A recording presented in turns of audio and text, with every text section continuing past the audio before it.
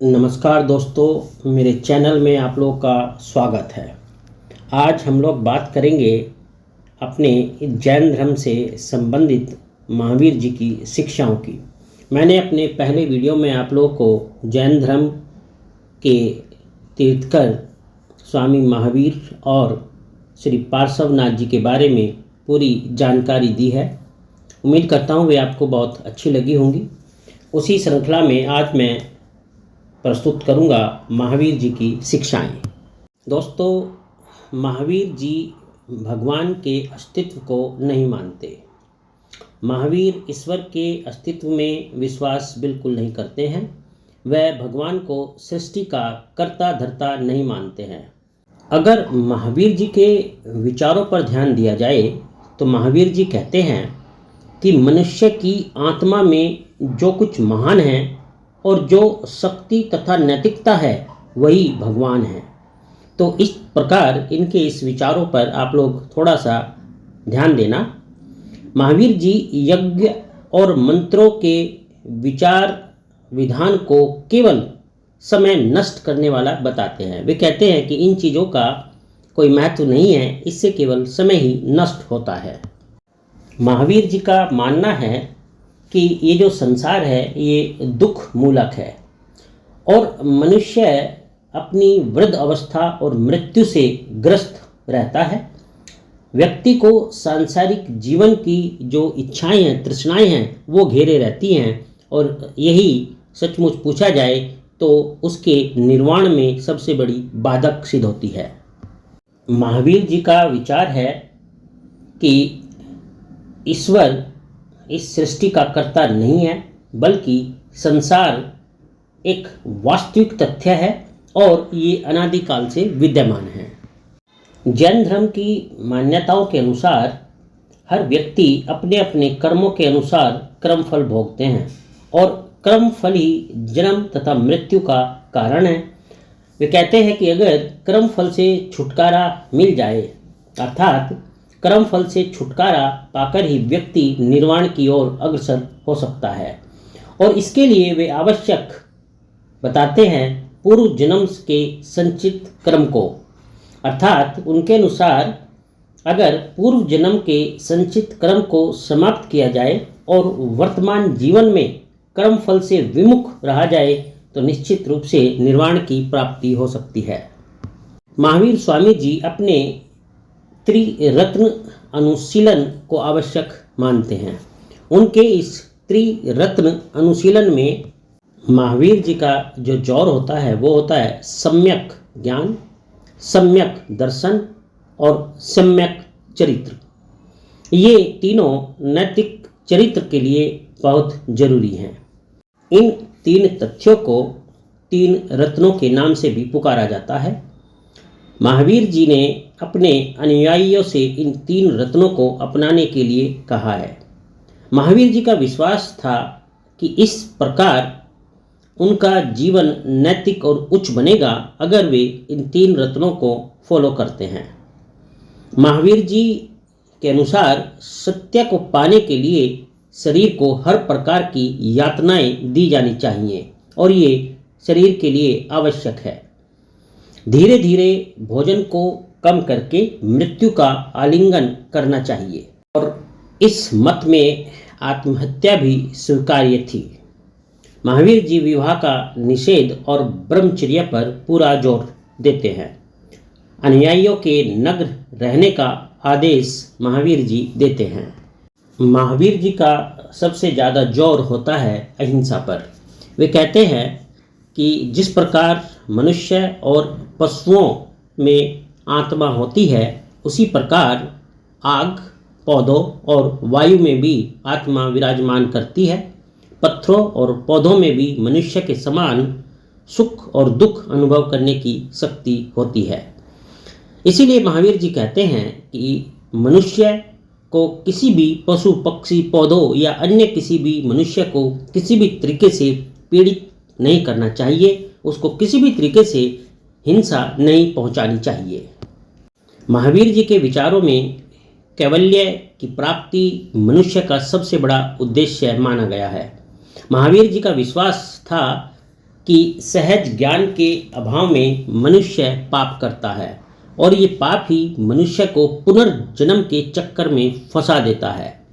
महावीर जी कहते हैं कि सिद्धशील को प्राप्त करने से मनुष्य अपने जन्म मरण के चक्र से छुटकारा पा सकता है।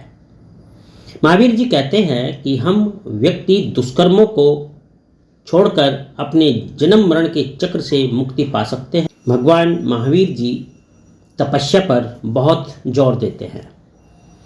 महावीर स्वामी तपस्या को ध्यान में रखते हुए अपने विचार व्यक्त करते हैं और वे कहते हैं कि तपस्या कई प्रकार की हो सकती है।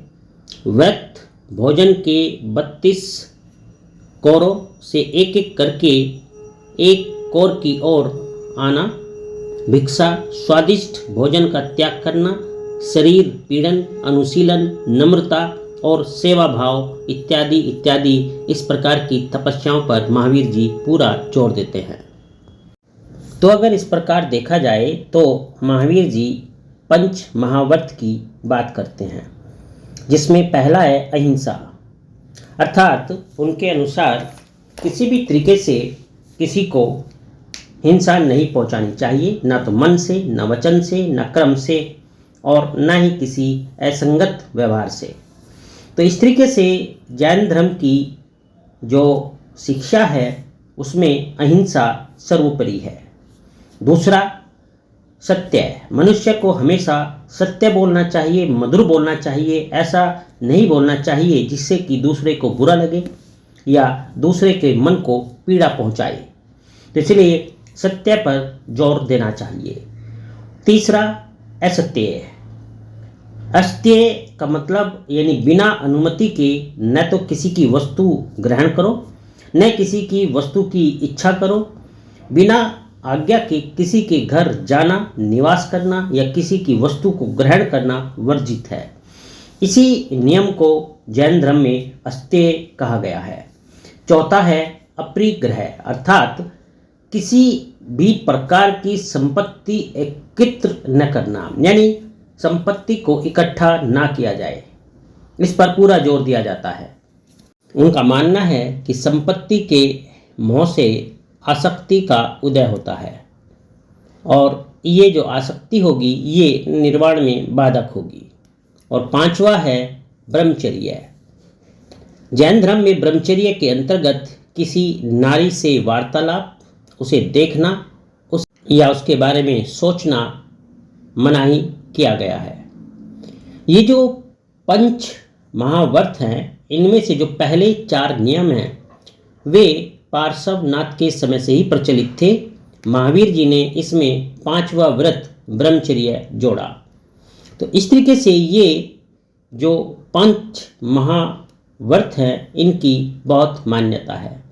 अगली बात जो आती है वो है 5 अणुव्रत की।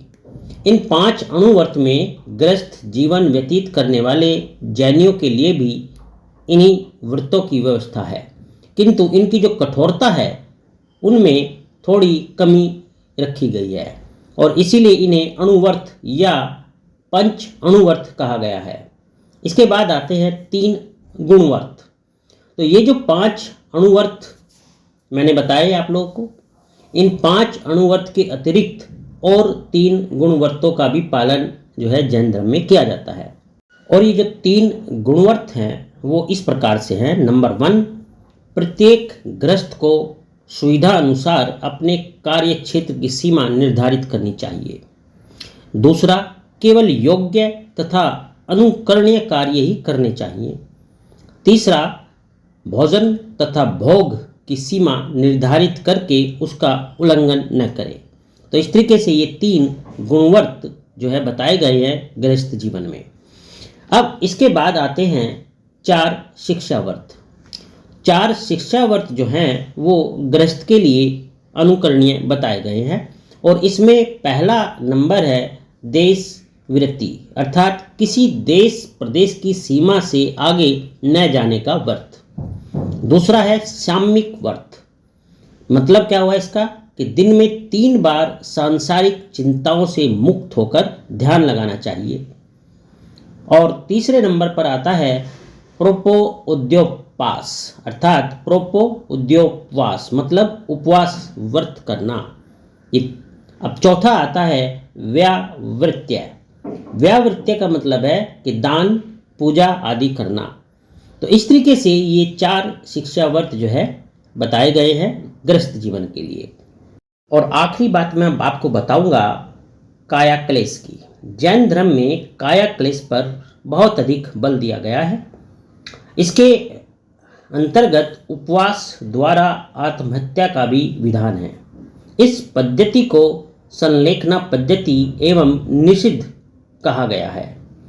जैन धर्म अनुश्रुति के अनुसार चंद्रगुप्त मौर्य ने स्वर्ण बेल गोला यानी मैसूर में इसी पद्धति से अपने प्राण त्याग दिए थे।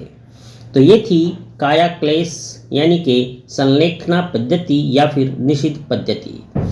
उम्मीद करता हूँ कि जैन धर्म से संबंधित ये जो शिक्षाएं थी, ये जो व्रत थे, आप लोगों को अच्छे से समझ में आ गए होंगे। फिर भी अगर आपको कोई डाउट रहे तो आप कमेंट करके ज़रूर बताना, मैं आपके सारी जो डाउट्स हैं उनको दूर करूँगा। चलिए, अपना ध्यान रखना, आपका दिन शुभ हो। अगर चैनल सब्सक्राइब नहीं किया तो ज़रूर सब्सक्राइब कर लेना। आपका बहुत बहुत धन्यवाद।